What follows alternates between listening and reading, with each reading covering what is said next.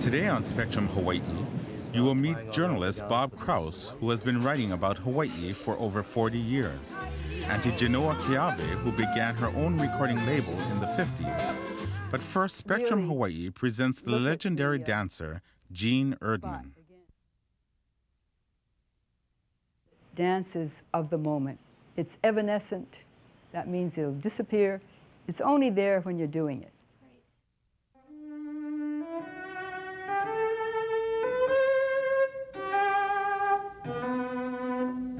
In 1943, when Jean Erdman left the Martha Graham Dance Company, she created innovative and powerful dance solos. Her interpretations of the archetypal feminine mesmerized audiences and set new standards for modern dance.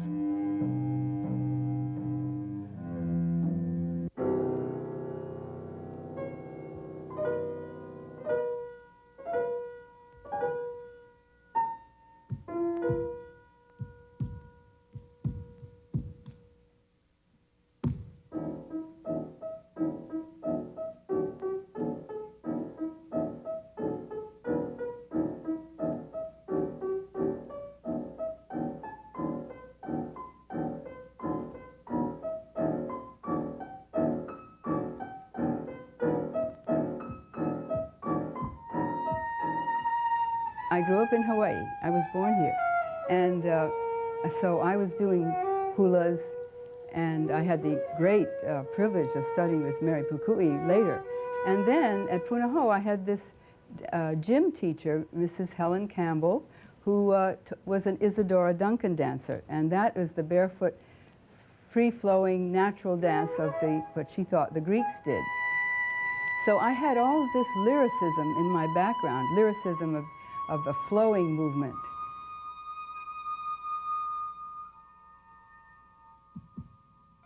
After I had been with Martha Graham and doing her work for a while, I realized that there was something more inside me that needed to be expressed that wasn't being included in that particular style. So that was why my own beginnings are for some urge that I feel within myself. And usually it's nonverbal at first.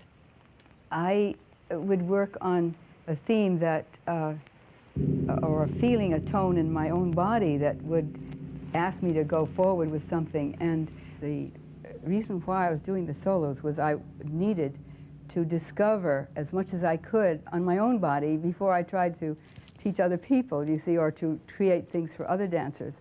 I wanted to be clear about how I could direct a company.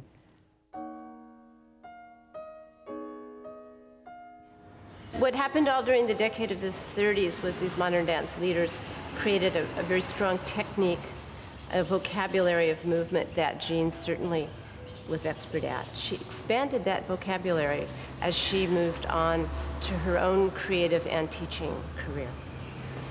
She brought, besides what she learned from Martha Graham, an eclecticism into her teaching that was highly admired. And at that time, people were still purists, and if you studied with one teacher, you stayed with that teacher and that technique. And Jean widened out, and she brought her influence of hula in, she brought balletic influences, and she was noted for a very grounded technique and a very lyrical, lovely flowing quality in her upper torso.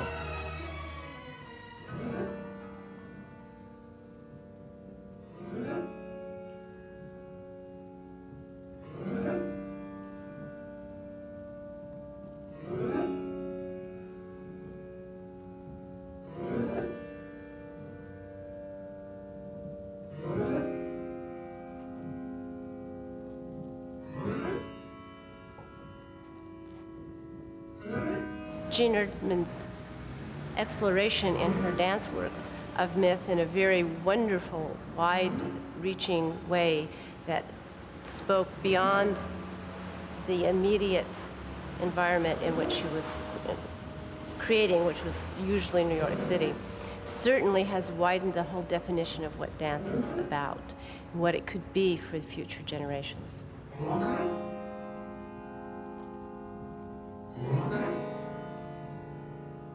I was very interested in getting as much as I could about the aesthetic philosophy that was behind the dances, because these are unique works. Nobody else's works look like these works. Why?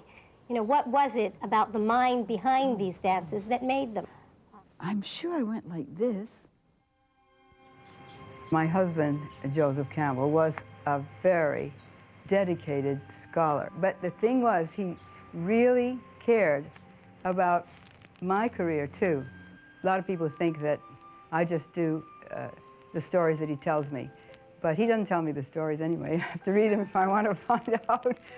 But that's not the way I start at all. Erdman began developing her first groundbreaking total theater work, The Coach with the Six Insides, in 1962. This would lead to her founding the revolutionary Theater of the Open Eye. I thought, if I'm going to do solo tours, which I'd love to do, I should have a theme that goes through the whole program. And so my husband, wonderful guy as he was, he suggested that I, by that time, James Joyce's Finnegan's Wake was out, and my husband, with his partner there, had written the skeleton key to Finnegan's Wake. So he knew it very thoroughly. And he said, why don't you read some of the sections about the one woman that goes all through Finnegan's Wake? Her name is Anna Livia Plurabelle. And so he put little piece of paper in the parts of Finnegan's Wake that, well, of course, I first opened the book, I couldn't understand a damn word. No, just couldn't. I was furious. So he said, well, we'll talk about it and we'll read the skeleton key together. And so we did. So then I suddenly became very possessive about my interpretation of Finnegan's Wake. Anna Livia Plurabelle was all women. She was the great personification of the female, and she was every woman you could imagine. I tried to make another solo program for this lovely woman who was all women, and she had all the different, you know, experiences and so on. Then I found out, doing that it didn't mean a thing, these images, if you didn't have the language of James Joyce, which was like music in itself. So I auditioned actors to work with me, and I got 4 actors with 2 other musicians. The reason the Total Theater name is there, that when we did Coach of the Six Insides in Paris, they said, we've never seen anything like this. I guess you can call it Total Theater, because it had mime and dance and acting and singing and music and scenery and whatnot. And so that was what I caught. And then I knew what I wanted to do with the plays of William Butler Yeats. And that's when Nancy came. To be involved in the Open Eye as a collaborator was a fantastic experience, especially for me coming right out of college, because I was valued not only for my technical ability interpreting a dance, but I was able to choreograph right away. I was, you know, involved as a complete artist. So when you come, With Jean Erdman and her troupe since 1974, Nancy Allison set out to preserve Erdman's choreography through a series of video recordings. And then lift your face, and you know, that's real. Well, the primary goal of the project was, the video project, was to preserve the 11 dances that Jean had chosen in their entirety.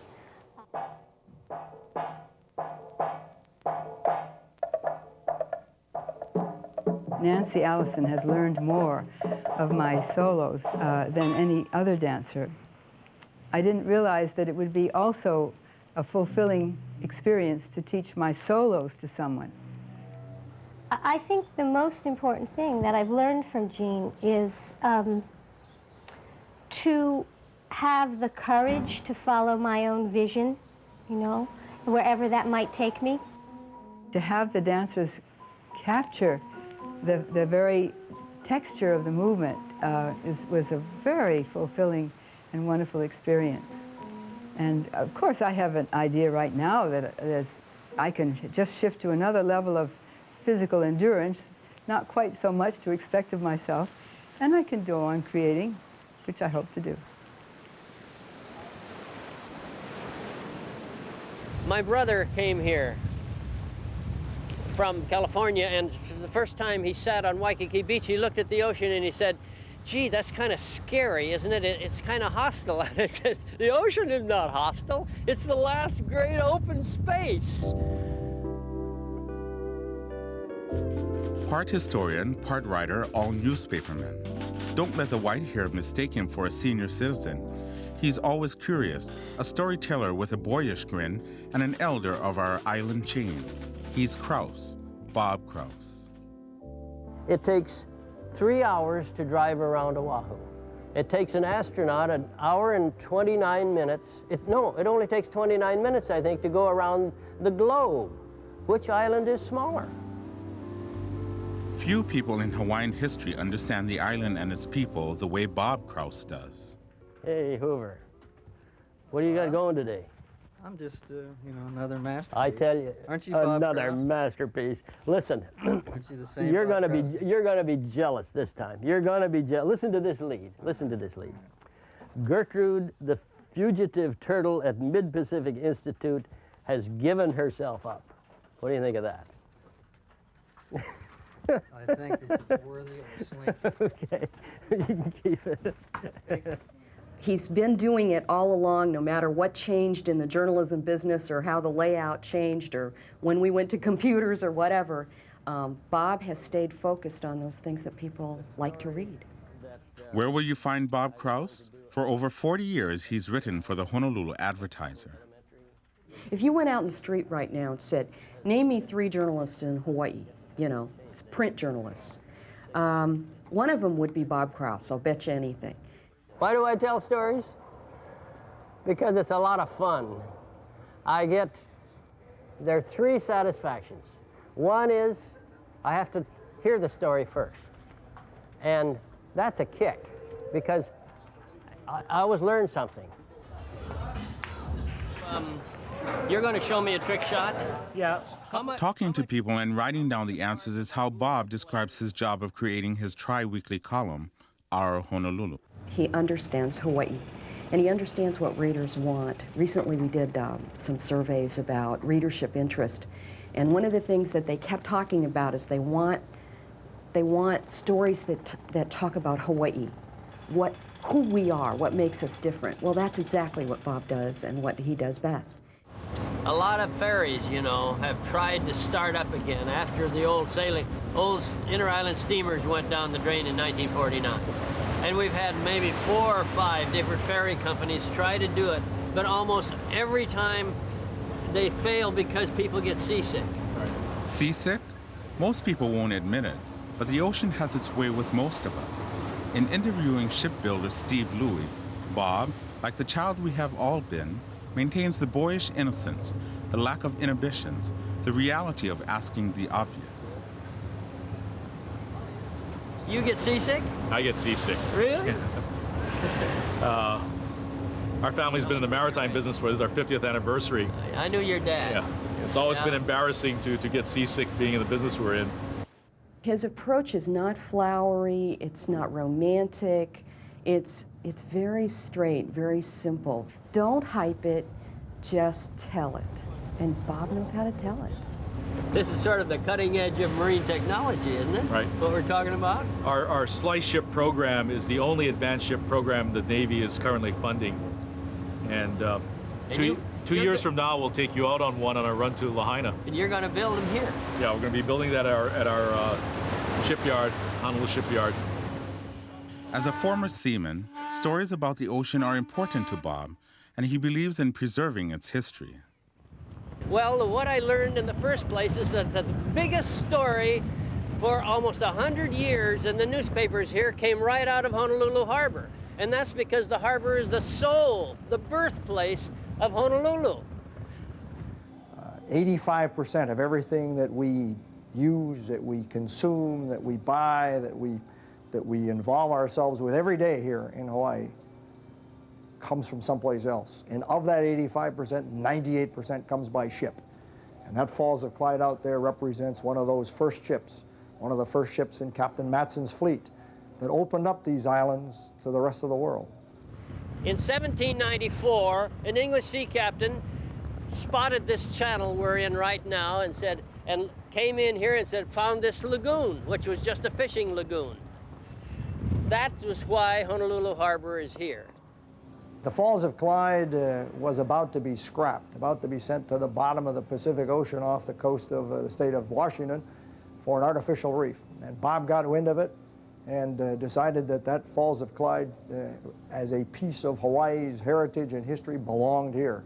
And so he started a series of stories in the paper that generated enthusiasm among the whole community. Everybody from little kids to the old folks started contributing their nickels, dimes, and quarters and dollars to save the Falls of Clyde. And by golly, he did it. And so she's here today because of Bob Krauss. One of the most important things about being here is, to me, is living on an island. An island is a very special place because I think the rules of survival change on an island. Talk about the rules of survival. In a pool hall, the man known as Hawaiian Brian was at one time the best player in the islands. To further his career, he moved to California. And when I went to the mainland to play pool... And you were a hustler on the mainland, weren't you? Well, a pool hustler? No, not really a hustler, more a player. Oh, okay. The difference between a player and a hustler is hustlers only play when they're going to win. Oh. Players play because they can play. Yeah, you were a professional pool player then? Yeah. Bob Moloka'i Krauss is no professional, but he will attempt his skill at the art of trick shots. He's the teller of the stories of people and their relationships. Is this what you present to somebody if you're trying to get a job as a model? Yeah, this is what they use to sell it. Street technician. To sell you.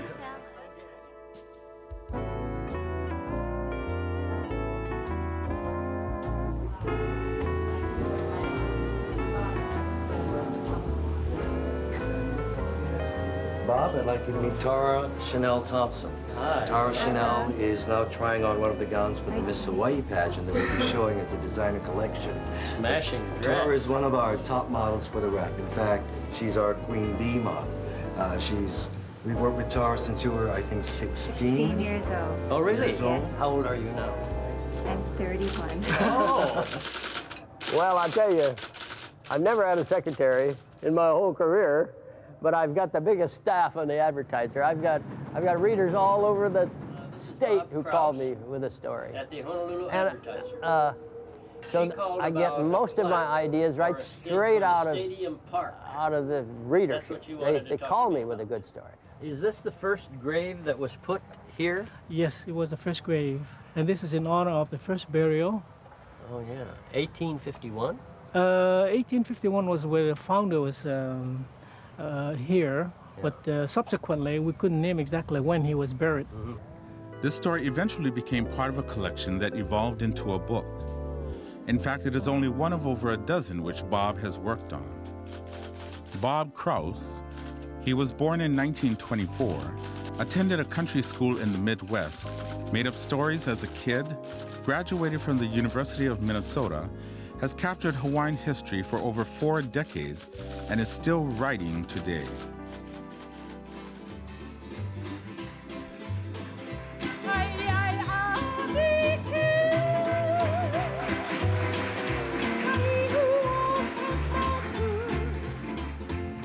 Everybody say, oh, you work so hard, playing music.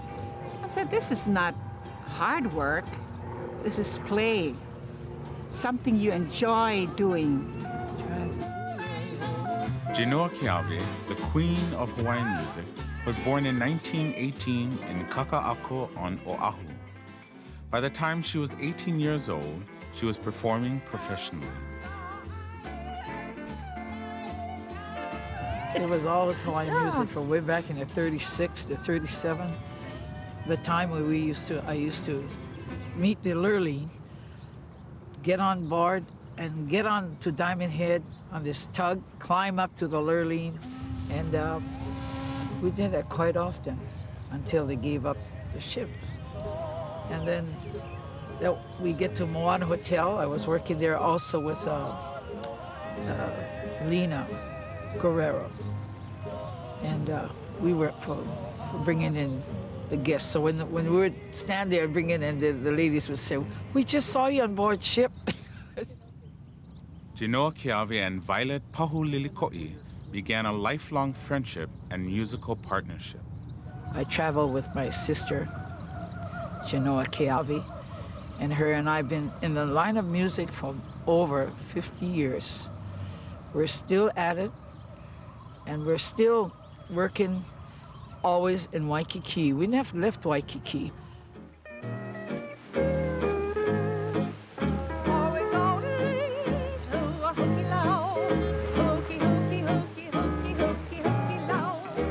We were there at the Waikiki Tavern from way back. And then we went to Hawaiian Village with Alfred Apaka. And then from there we went to Fort Jerusi. From Fort Jerusi to Ilikai. There at Ilikai, we were there for over, let me see, just about 18 years. Then we went to work up at Sierra Madre. And while working there, I was asked by Lucky Luck. Everybody in Hawaii knows who he is. It's Lucky's Luau. And he asked me to perform with him on the Lucky Luck TV show. And we performed with him for about 5 years. And being with Lucky Luck was such a beautiful person. And then that's how all the islands got to know who I was. We've been playing all around different places. There's so many places we played that words can't describe, you know. And the feeling of friendship and good friends that we call ourselves sisters. Whatever she does, that's... Yeah. We don't tie ourselves together. Together, yeah. Yeah. They want us to on that thing, we go. If they want her, well, she goes her way, I go my way.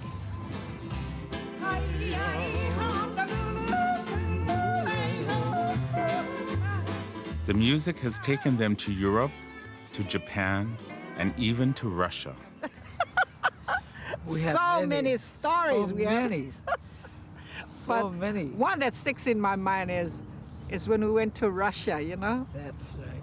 We had saimin, we had poi, we had spam, canned salmon, spam, corned beef, sardine, you name it. We had with brown onion. 100 pounds of poi. That's what we took with us. Auntie Genoa plays the sold-out concerts in Japan in part because years ago, a prominent Japanese promoter fell in love with her music. Many years ago, we went to Japan, but it wasn't like now. That Mr. Ariga, who is the owner of the company, he took us there. And with all the publicity that he gave that we were going to be there, people bought my recordings from Honolulu and took it back with them. And all they had were recordings.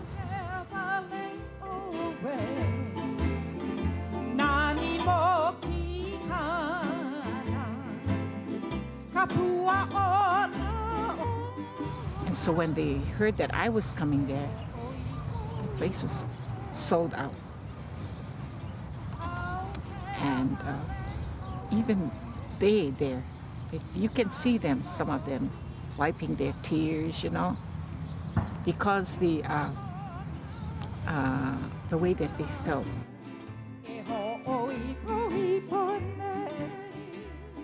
Hawaiian music is Hawaiian music. It's not chalang-a-lang.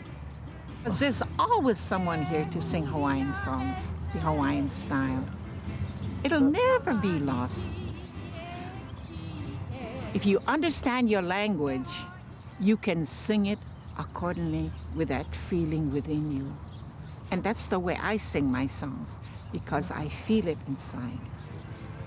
even myself, sometimes I'm crying because it's so beautiful, you know? One of the most beautiful songs Auntie Genoa sings, Alika, has become her signature song. I don't know how it happened that I started holding it long, you know? It just came to me that maybe if I could hold it a long time, maybe it would be a classic, you know? And as it turned out, that's the way. Because when I used to sing, I said, "Ai ai alika, ka ihu o kamoku." That's the way I sang it, just playing it like that, you know. Then when I started working later on in years, that's when I started holding it long, you know.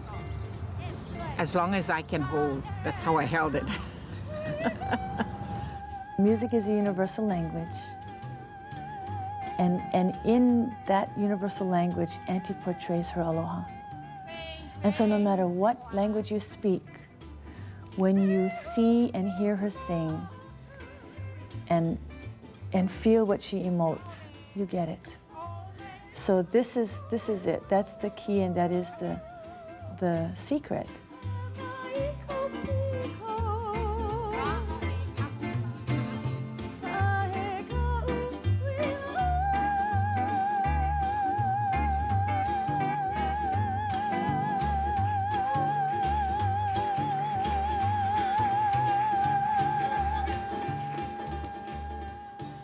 It felt like take a deep breath and make sure that I can carry it out, because she's challenging me to, okay, youngster, what can you do? You know, but it's all in such fun and the spirit of nurturing and carrying all that, you know. But at that moment, what was I thinking? Do it. Just do it. She's the queen of Hawaiian music, the legend of the islands.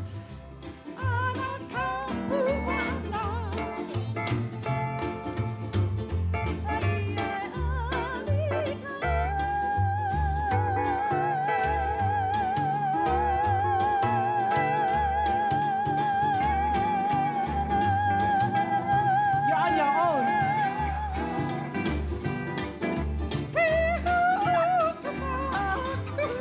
Every song is a beautiful song. The one and only Auntie Genoa Keawe.